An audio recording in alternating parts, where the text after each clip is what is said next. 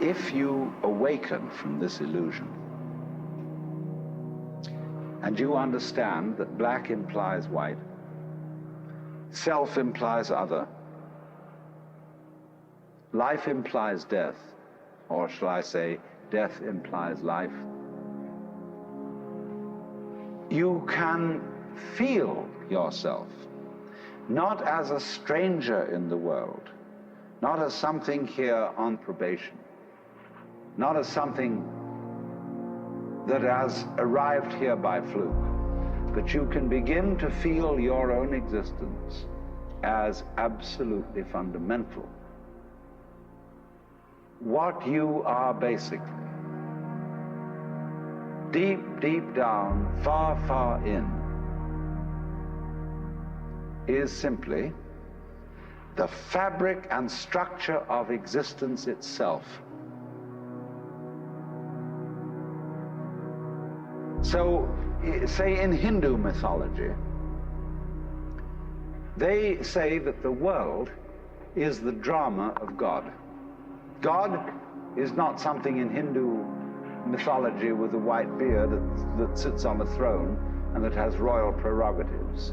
God in Indian mythology is the self, Satchidananda, which means Sat, that which is, Chit, that which is consciousness, that which is Ananda is bliss. And in other words, what exists, reality itself, is gorgeous. It is the plenum, the fullness of total joy. Wow-wee. And all those stars, if you look out in the sky, is a firework display like you see on the 4th of July, which is a great occasion for celebration. The universe is a celebration. It is a fireworks show to celebrate that existence is. Wow-wee. And then they say, but however, there's no point just in sustaining bliss. Let's suppose that you were able every night to dream any dream you wanted to dream. And that you could, for example, have the power within one night to dream 75 years of time, or any length of time you wanted to have.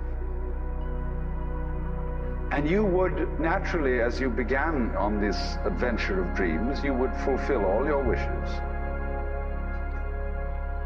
You would have every kind of pleasure you could conceive. And after several nights of 75 years of total pleasure each, you would say, well, that was pretty great. But now let's have a surprise. Let's have a dream which isn't under control, where something is going to happen to me that I don't know what it's going to be. And you would dig that and come out of that and say, wow, that was a close shave, wasn't it? And then you would get more and more adventurous, and you would make further and further out gambles as to what you would dream. And finally, you would dream where you are now. You would dream the dream of living the life that you are actually living today. That would be within the infinite multiplicity of choices you would have, of playing that you weren't God. Because the whole nature of the Godhead, according to this idea, is to play that he's not. The first thing he says to himself is, man, get lost. Because he gives himself away.